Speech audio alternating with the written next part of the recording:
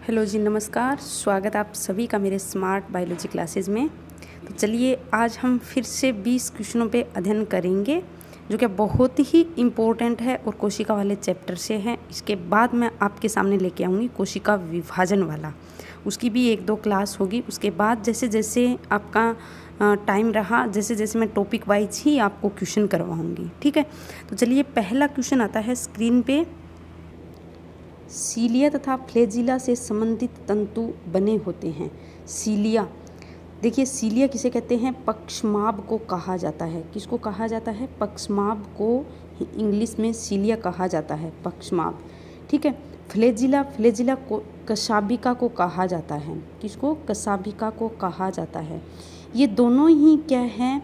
ये जीव को गति प्रदान करते हैं। ये क्या करते हैं? जीव को गति प्रदान करते हैं, ठीक है। जैसे देखिए कशाभिका की यदि बात करें तो युगलिना के अंदर क्या है? कशाभिका पाई जाती है, एक लंबी सी और एक छोटी कशाभिका होती है।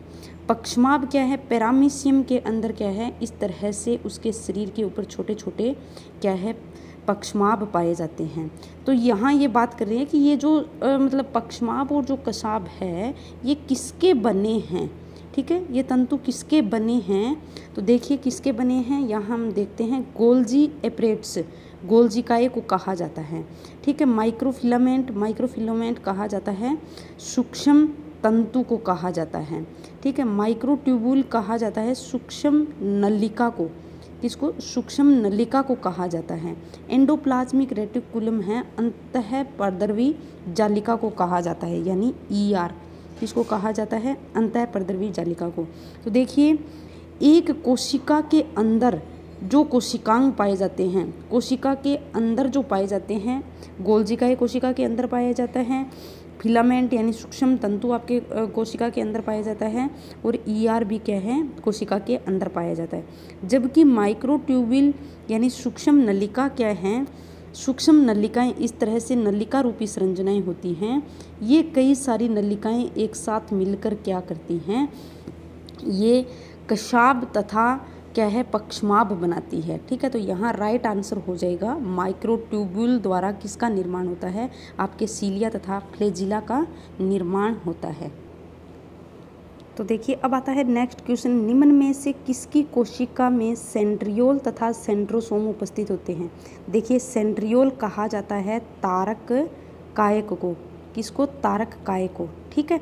सेंट्रोसोम कहते हैं तर्कु तंतु। क्या है? तर्कु तंतु। देखिए तारक काय जो है वो 2 तर्कु तंतुओं से मिलकर बना होता है। किस तरह से? जैसे देखिए एक इस तरह से ये तर्कु तंतु है, दूसरा इस तरह से। ये दोनों तर्कु तंतु क्या है? आपस में इस तरह से व्यवस्थित रहते हैं कि इनके बीच में क्या है? 90 डिग्री का कोण बनता है, यानी ये एक दूसरे के समकोण पर स्थित होते हैं, ठीक है। तो तर्कु तंतु मिलकर क्या बनाते हैं? तारक काय बनाते हैं। तो ये किस कोशिका में उपस्थित होते हैं? देखिए यदि हम प्रोकैरियोटिक और यूकैरियोटिक कोशिका की यदि बात करें तो ये जो तारक काय या तर्कु तंतु है ये प्रोकैरियोटिक में नहीं पाए जाते हैं, जबकि यूकैरियोटिक में पाए जाते हैं। यूकैरियोटिक की भी यदि बात करें तो यूकैरियोटिक में क्या है? ये यूकैरियोटिक के अंदर एक पादप कोशिका होती हैं, दूसरी क्या है? जंतु कोशिका होती हैं, ठीक है। तो तारक काय क्या है? पादप कोशिका में नहीं पाया जाता है, जबकि क्या है? जंतु कोशिका में पाया जाता है। तो चलिए अब हम ऑप्शन देखते हैं। जीवाणु, जीवाणु क्या है? प्रोकैरियोटिक कोशिका है, तो इसमें तो ये तारक काय नहीं पाया जाएगा। नील हरित शैवाल या हरी नीली शैवाल या साइनोबैक्टीरिया, ये भी क्या है? प्रोकैरियोटिक है, क्योंकि हमने देखे थे प्रोकैरियोटिक के जीवाणु साइनोबैक्टीरिया और माइकोप्लाज्मा, ठीक है। ये क्या है? प्रोकैरियोटिक के उदाहरण हैं। फिर देखिए हरे पादप, ये क्या आ गई? पादप कोशिका आ गई, तो इसमें भी नहीं पाई जाएगी। इसमें भी नहीं पाया जाता है, इसमें भी नहीं, इसमें भी नहीं। किसमें पाया जाता है? जंतु कोशिकाओं में पाया जाता है। तो देखिए नेक्स्ट क्वेश्चन है हमारा, सेंट्रियोल का क्या कार्य है? सेंट्रियोल की यदि बात करें तो ये क्या? तारक काय, ठीक है। तारक काय का क्या कार्य होता है? तो देखिए मैंने क्या कहा, तारक काय बने होते हैं किससे? तर्कु तंतुओं से। किससे बने होते हैं? 2 तर्कु तंतुओं से, ठीक है। तर्कु तंतु यानी कि जब क्या है? कोशिका विभाजन होता है तो क्या है? ये है जैसे माना ये क्या है, कोशिका है।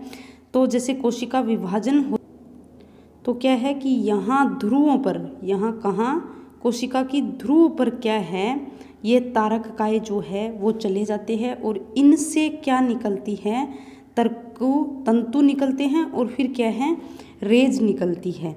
यानी तर्कु तंतु का क्या होता है, निर्माण होता है। और तर्कु तंतु का निर्माण होना क्या कहलाता है, स्पिंडल फाइबर्स होता है। क्या है, तर्कु तंतु को कहा जाता है स्पिंडल या स्पाइंडल फाइबर्स। ठीक है। तो देखिए न्यूक्लियोल्स का निर्माण ये नहीं करते हैं। कोशिका विभाजन प्रेरित करना, प्रेरित नहीं करते जबकि ये कोशिका विभाजन में मदद करते हैं। कोशिका प्लेट का निर्माण यह है पादप कोशिका में, पादप कोशिका जब कोशिका विभाजित होती है तब क्या है, कोशिका प्लेट का क्या होता है, निर्माण होता है। तो देखिए सेंट्रियोल का मुख्य रूप से क्या कार्य हुआ कि स्पाइंडल फाइबर्स यानी तर्कु तंतु का निर्माण, क्या है, तर्कु तंतु का निर्माण करना। तो राइट आंसर हो जाएगा फर्स्ट।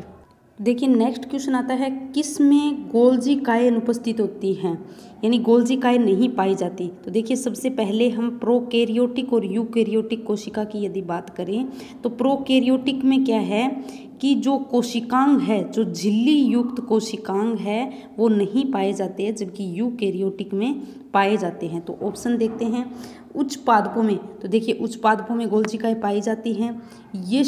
यीस्ट एक प्रकार की क्या है, यूकैरियोटिक है, इसमें भी पाए जाते हैं। जीवाणु व नीलहरित शैवाल क्या होते हैं, ये होते हैं प्रोकैरियोटिक। तो प्रोकैरियोटिक कोशिका के अंदर क्या है, झिल्ली युक्त कोशिकांग नहीं पाए जाते हैं। तो यहाँ क्या पूछा है, अनुपस्थित। तो राइट आंसर हो जाएगा जीवाणु व नीलहरित शैवाल। देखिए नेक्स्ट क्वेश्चन है, लाइसोसोम में किसकी अधिक मात्रा पाई जाती है। तो देखिए लाइसोसोम क्या है कि एक कोशिका के अंदर पाया जाने वाला क्या है, कोशिकांग है। क्या है, कोशिका के अंदर पाया जाने वाला कोशिकांग है लाइसोसोम। तो यह क्या करता है, तो देखिए इसके अंदर क्या है, पाचक एंजाइम पाए जाते हैं। क्या पाए जाते हैं इसके अंदर, पाचक एंजाइम पाए जाते हैं। और इन पाचक एंजाइमों की यदि बात करें कि प्रकृति कैसी होती है, तो ये जल अपघटनीय प्रकृति के होते हैं। कैसे होते हैं, जल अपघटनीय प्रकृति के होते हैं।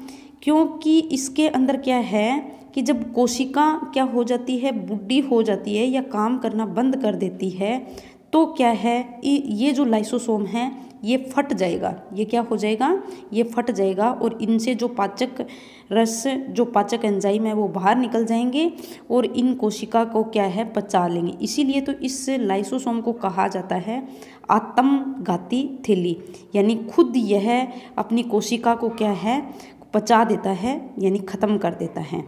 ठीक है। तो देखिए इसमें ऑप्शन देखिए कि जल अपघटन एंजाइम, लाइसोसोम में अधिक मात्रा में क्या पाया जाता है, जल अपघटक एंजाइम पाए जाते हैं। तो राइट आंसर यही फर्स्ट हो जाएगा। देखिए नेक्स्ट क्वेश्चन है, हरित लवकों में क्लोरोफिल पाया जाता है। देखिए हरित लवक में क्या है, क्लोरोफिल वर्णक होते हैं। ये हम पहले जो प्रकाश संश्लेषण वाला चैप्टर है वहाँ पढ़ चुके हैं कि chlorophyll A, chlorophyll B, chlorophyll C और डी, ई 5 प्रकार के क्लोरोफिल है। जो क्लोरोफिल ए वो है क्या है, मुख्य वर्णक कहा जाता है। तो यह कहाँ पाया जाता है, देखिए तो हरित लवक एक क्या है, दोहरी झिल्ली युक्त कोशिकांग है। ठीक है, क्या है, एक बाह्य झिल्ली और एक आंतरिक झिल्ली। इसके अंदर हमने क्या देखा था कि सिक्के के रूप में चट्टे नुमा जमा हुआ होता है। कौन, इसको कहा जाता है थाइलेकोइड। क्या कहा जाता है, थाइलेकोइड। तो थाइलेकोइड के अंदर क्या होता है, प्रकाश संश्लेषण की क्रिया होती है, यानी प्रकाशिक अभिक्रिया होती है। ठीक है, एक हमने अप्रकाशिक अभिक्रिया देखी, एक प्रकाशिक अभिक्रिया देखी। तो ये प्रकाशिक अभिक्रिया कहाँ होती है, इन थाइलेकोइडों में होती हैं।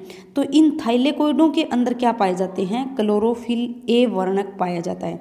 तो यहाँ ऑप्शन देखते हैं, बाह्य कला में इसमें नहीं है, आंतरिक कला में भी नहीं है, तो कहाँ पाए जाते हैं, आपके थाइलेकोइड में क्लोरोफिल पाया जाता है। तो राइट आंसर हो जाएगा सी। चलिए नेक्स्ट क्वेश्चन आता है, किसी कोशिका की विभिन्न प्रकार की जो क्रियाएं हैं उनका मुख्य स्थल क्या है, यानी ये कोशिका के अंदर क्या है, विभिन्न प्रकार की क्रियाएं कहाँ होती हैं। तो देखिए विभिन्न प्रकार की क्रियाएं कहाँ होगी, कोशिका के अंदर क्या पाया जाता है, कोशिका द्रव्य पाया जाता है। कोशिका द्रव्य के अंदर क्या होता है, विभिन्न प्रकार की क्रियाएं होती है। जो जैव रासायनिक क्रियाएं जो होती है वो जैव रासायनिक क्रियाएं कहाँ होती है, कोशिका द्रव्य के अंदर होती हैं। तो देखिए प्लाज्मा झिल्ली क्या करती है, इस कोशिका की ये प्लाज्मा झिल्ली क्या करती है, जो बाहर से आने वाले पदार्थ है उनको उन अणुओं का क्या करती है, चयन करती है। यानी कौन से अणुओं को अंदर जाने देना है, कौन से अणुओं को नहीं जाने देना है, यानी चयन करती है। माइटोकॉन्ड्रिया क्या करता है, ऊर्जा ग्रह कहलाता है, यानी ये एटीपी का निर्माण करता है। ठीक है। कोशिका द्रव्य क्या करती है, विभिन्न क्रियाओं जैव रासायनिक क्रियाएं हैं वो करती हैं। केंद्रक क्या कार्य करता है, तो इसके अंदर क्या पाया जाता है, आनुवांशिक पदार्थ डीएनए तथा आरएनए पाया जाता है। और ये जो डीएनए पाया जाता है यानी आनुवांशिक पदार्थ जो पाया जाता है, ये तो पूरा क्या है, एक कोशिका को चलाता है, यानी इसको कोशिका का निर्देशक भी कहा जाता है। तो देखिए हमारा राइट आंसर क्या हो जाएगा, कोशिका द्रव्य। क्या पूछा है, विभिन्न प्रकार की क्रियाएं। तो कोशिका द्रव्य के अंदर क्या होती है, विभिन्न प्रकार की क्रियाएं होती हैं। देखिए नेक्स्ट क्वेश्चन आता है, सूक्ष्म नलिकाएं संगठक होती है। यानी यहाँ नीचे क्या दे रखा है, कोशिकांग दे रखे हैं। इन कोशिकांगों में देखना है कि सूक्ष्म नलिकाओं से मिलकर कौन कौन से कोशिकांग बने हैं। तो चलिए हम ऑप्शन पे देखते हैं। पक्षमाभ और साभिका जो है ये क्या है, सूक्ष्म नलिकाओं से मिलकर बने होते हैं। जबकि प्रोक्सीसोम है यह सूक्ष्म नलिकाओं से नहीं मिलकर बना है। यहाँ यदि हम बात करें तर्करूपी रेशे, तारक केंद्रों और पक्षमाभों, तो देखिए ये सभी तर्करूपी रेशे है, ये भी सूक्ष्म नलिका से मिलकर बने हैं। तारक केंद्र है, ये भी सूक्ष्म नलिका से, और पक्षमाभ है, ये भी सूक्ष्म नलिका से मिलकर बने हैं। तो यहाँ नीचे हम देखते हैं तारक केंद्र, तर्करूपी रेशे। जो क्रोमेटिन जो है, क्रोमेटिन क्या है, डीएनए के जाल को क्या कहा जाता है, डीएनए के जाल को क्रोमेटिन कहा जाता है। ठीक है। फिर देखिए तो ये डीएनए ये नहीं मिलकर बना है, किससे, सूक्ष्म नलिकाओं से। तारककाएं, न्यूक्लियोसोम, तारक केंद्रों, तो इसके अंदर यदि देखें तो न्यूक्लियोसोम है, ये नहीं मिलकर बना है, किससे, सूक्ष्म नलिका से। तो राइट आंसर हो जाएगा सेकंड। देखिए नेक्स्ट क्वेश्चन आता है, केंद्रक के केंद्रिका का मुख्य कार्य। जैसे देखिए ये क्या है, कोशिका है, इसके अंदर क्या पाया जाता है, केंद्रक पाया जाता है। और इस केंद्रक के अंदर भी क्या होती है, केंद्रिका होती है। तो हमको बताना है कि इन केंद्रिका का क्या कार्य होता है। तो देखिए सबसे पहले मैं बता देती हूँ कि इस केंद्रिका के अंदर क्या पाया जाता है। इसके अंदर आरएनए पाया जाता है तथा साथ में क्या पाई जाती है, प्रोटीन पाई जाती है। ठीक है। और आरएनए और प्रोटीन मिलकर क्या बनाते हैं, राइबोसोम बनाते हैं। क्या बनाते हैं, राइबोसोम बनाते हैं। तो चलिए ऑप्शन देखते हैं कि गुणसूत्र का संगठन ये नहीं होगा, डीएनए का स्व प्रतिकृतिकरण ये भी नहीं होगा, और अर्ध गुणसूत्र ये क्या है, अर्ध गुणसूत्र का अलग होना ये भी नहीं होगा। तो राइट आंसर क्या होगा, राइबोसोम का संश्लेषण करना। यानी केंद्रिका किसका भंडार है, आरएनए तथा प्रोटीन पाया जाता है, किसका भंडार है, राइबोसोम का भंडार है, या राइबोसोम की फैक्ट्री भी कहा जाता है, किसको, केंद्रिका को। देखिए नेक्स्ट क्वेश्चन आता है, एसिटाबुलेरिया नामक शैवाल के प्रयोगों द्वारा केंद्रक के महत्व को सर्वप्रथम बताया। ठीक है। ये मैं पहले भी बता चुकी हूँ कि हेमरलिंग नामक एक वैज्ञानिक था जिन्होंने क्या किया था, एसिटाबुलेरिया नामक एक शैवाल है, जहाँ शैवाल आई वहाँ मैंने बताया था कि एक शैवाल है। इस शैवाल पर हेमरलिंग ने क्या किया था, केंद्रक जो है उस केंद्रक के अंदर देखा था कि यह केंद्रक क्या कार्य करता है। तो इन्होंने कहा कि एक कोशिका का निर्देशक किसे कहा था, इन्होंने केंद्रक को क्या कहा था, निर्देशक कहा था। यानी केंद्रक को कोशिका का निर्देशक कहने वाला वैज्ञानिक कौन था, हेमरलिंग। और इन्होंने किस पर अध्ययन किया था, एसिटाबुलेरिया पर अध्ययन किया था। तो हमारा राइट आंसर हो जाएगा हेमरलिंग। देखिए नेक्स्ट क्वेश्चन आता है कि पादपों के किस कोशिका अंगक में प्रकाश की उपस्थिति में कार्बोहाइड्रेट का संश्लेषण होता है। देखिए प्रकाश की उपस्थिति में कार्बोहाइड्रेट का संश्लेषण, यानी कि प्रकाश संश्लेषण के द्वारा क्या बनाना, भोजन बनना। प्रकाश संश्लेषण के द्वारा जो भोजन बनता है वो कहाँ बनता है, तो हम जानते हैं कि पादप कोशिका के अंदर क्या पाया जाता है, हरित लवक पाया जाता है। और इस हरित लवक के अंदर क्या पाए जाते हैं, प्रकाश वर्णक पाए जाते हैं, जो क्या करते हैं, आपके प्रकाश संश्लेषण की क्रिया करते हैं और जिसके थ्रू क्या बनता है, कार्बोहाइड्रेट बनता है। तो इसका राइट आंसर हो जाएगा हरित लवक। केंद्रक भी नहीं होगा, अंतःप्रद्रवी जालिका भी नहीं होगा और माइटोकॉन्ड्रिया भी नहीं होगा। तो चलिए अब आता है नेक्स्ट क्वेश्चन, निम्न में से किस कोशिकांग में डीएनए पाया जाता है? किस कोशिकांग में डीएनए पाया जाता है? तो देखिए एक कोशिका है, इस कोशिका के अंदर जो केंद्रक है, उस केंद्रक के अंदर क्या पाया जाता है? मुख्य आनुवांशिक पदार्थ यानी डीएनए पाया जाता है। और इस डीएनए के कारण ही क्या है, यह कोशिका का निर्देशक कहलाता है, क्योंकि सभी क्रियाएं इसके द्वारा संचालित करता है। लेकिन दो अन्य ऐसे कोशिकांग हैं जो क्या है, जिसको अर्ध स्वायत्त शासी अंग भी कहा जाता है। क्या कहा जाता है? अर्ध स्वायत्त शासी अंग भी कहा जाता है। एक आपका है माइटोकॉन्ड्रिया और एक क्या है, माइटोकॉन्ड्रिया और एक है हरित लवक। एक क्या, हरित लवक। तो इसको अर्ध स्वायत्त शासी अंग क्यों कहा जाता है? क्योंकि इनके अंदर क्या है, खुद का डीएनए भी पाया जाता है, खुद का डीएनए पाया जाता है। तो देखिए आधा नियंत्रण तो किसका रहता है इन दोनों पर, केंद्रक का रहता है, लेकिन खुद का जो डीएनए पाया जाता है वो भी क्या करता है, नियंत्रण करता है। तो यहाँ देखिए अंतःप्रद्रवी जालिका में नहीं पाया जाता है, लाइसोसोम में डीएनए नहीं पाया जाता है, गोल्जी काय में डीएनए नहीं पाया जाता है, किस में पाया जाता है, माइटोकॉन्ड्रिया में पाया जाता है। देखिए नेक्स्ट क्वेश्चन आता है कि पादप कोशिका भित्ति बनी होती है। देखिए पादप कोशिका के अंदर क्या है, कोशिका झिल्ली के ऊपर क्या पाई जाती है, कोशिका भित्ति पाई जाती है। क्या पाई जाती है, कोशिका भित्ति। तो ये कोशिका भित्ति किसकी बनी होती है, तो हम देखते हैं। देखिए लिग्निन, हेमीसेल्यूलोज, पैक्टिन ये तीनों पाए जाते हैं, लेकिन लिपिड नहीं पाया जाता है, क्योंकि यह क्या है, इस कोशिका झिल्ली के अंदर पाई जाती है। यानी कोशिका झिल्ली लिपिड तथा प्रोटीन से बनी होती हैं। तो ये ऑप्शन गलत हो जाएगा। फिर दूसरा देखिए लिपिड तथा प्रोटीन ये दोनों नहीं पाए जाते हैं, तो ये भी गलत हो जाएगा। लिग्निन, हेमीसेल्यूलोज, पैक्टिन और सेल्यूलोज, तो देखिए ये सभी के सभी क्या है, पादप कोशिका की कोशिका भित्ति में पाए जाते हैं। यहाँ इस लास्ट ऑप्शन में देखिए तो ट्यूबुलिन प्रोटीन कोशिका भित्ति में नहीं पाया जाता है। तो राइट आंसर कौन सा हो जाएगा, 3 नंबर। देखिए नेक्स्ट क्वेश्चन आता है कि कोशिका भित्ति किसमें अनुपस्थित होती है, यानी कोशिका भित्ति किसमें नहीं पाई जाती है। एक तो आपकी जंतु कोशिका में नहीं पाई जाती है, ठीक है, और कुछ ऐसे जैसे पादप कोशिका में क्या पाई जाती है, कोशिका भित्ति पाई जाती है। प्रोकैरियोटिक कोशिका में भी क्या पाई जाती है, कोशिका भित्ति पाई जाती है। लेकिन यूकैरियोटिक कोशिका के अंदर क्या है, पादप कोशिका को छोड़कर बाकी में क्या है, नहीं पाई जाती है। पादप कोशिका में पाई जाती है, बाकी में नहीं पाई जाती है। तो देखिए युग्मक में नहीं पाई जाती हैं, ठीक है, अमीबा में नहीं पाई जाती हैं, माइकोप्लाज्मा में क्या है, नहीं पाई जाती है।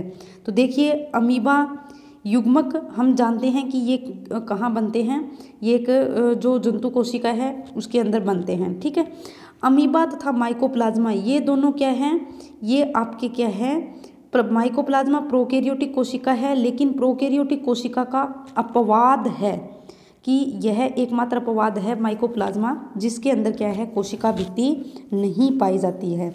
अमीबा क्या आ जाता है, यूकैरियोटिक का जीव आ जाता है, ठीक है। तो ये जंतु के अंदर आता है, तो इसके अंदर यह नहीं पाई जाती है कोशिका भित्ति, और ये जंतु कोशिका के अंदर क्या है, युग्मक बनते हैं। युग्मक के अंदर भी क्या है, कोशिका भित्ति नहीं होती हैं। तो राइट आंसर होगा उपरोक्त सभी। तो देखिए नेक्स्ट क्वेश्चन आता है कि माइटोकॉन्ड्रिया निम्न को छोड़कर अन्य सभी कार्य करता है, यानी कि एक ऐसा कौन सा कार्य नहीं करता है इन 4 में से, तो वो हमको देखना है। तो देखिए नाभिकीय अम्ल संश्लेषण यानी क्या है, यह डीएनए का संश्लेषण करता है। क्या करता है, डीएनए का संश्लेषण करता है। तो ये नाभिकीय संश्लेषण ये तो करता है, तो ये ऑप्शन राइट नहीं होगा। फैटी एसिड का 8 ऑक्सीकरण, देखिए ये क्या करता है, श्वसन क्रिया होती है। श्वसन क्रिया के दौरान क्या है, फैटी एसिड का डीऑक्सीकरण होता है, ठीक है, डीऑक्सीकरण होता है। तो यह क्रिया भी क्या है, माइटोकॉन्ड्रिया की है। तो यहाँ हमको जो नहीं कार्य है वो चुनना है, तो ये ऑप्शन भी नहीं होगा, ठीक है। ये तो उसका मुख्य कार्य होता है श्वसन का। एटीपी संश्लेषण करना भी इसका मुख्य कार्य है कि ये क्या करता है, ऊर्जा का ग्रह कहलाता है। क्यों, क्योंकि ये एटीपी का संश्लेषण करता है। तो ये ऑप्शन भी नहीं होगा। पॉलीसेकेराइड संश्लेषण क्या है, ये होता है सेल्यूलोज का निर्माण।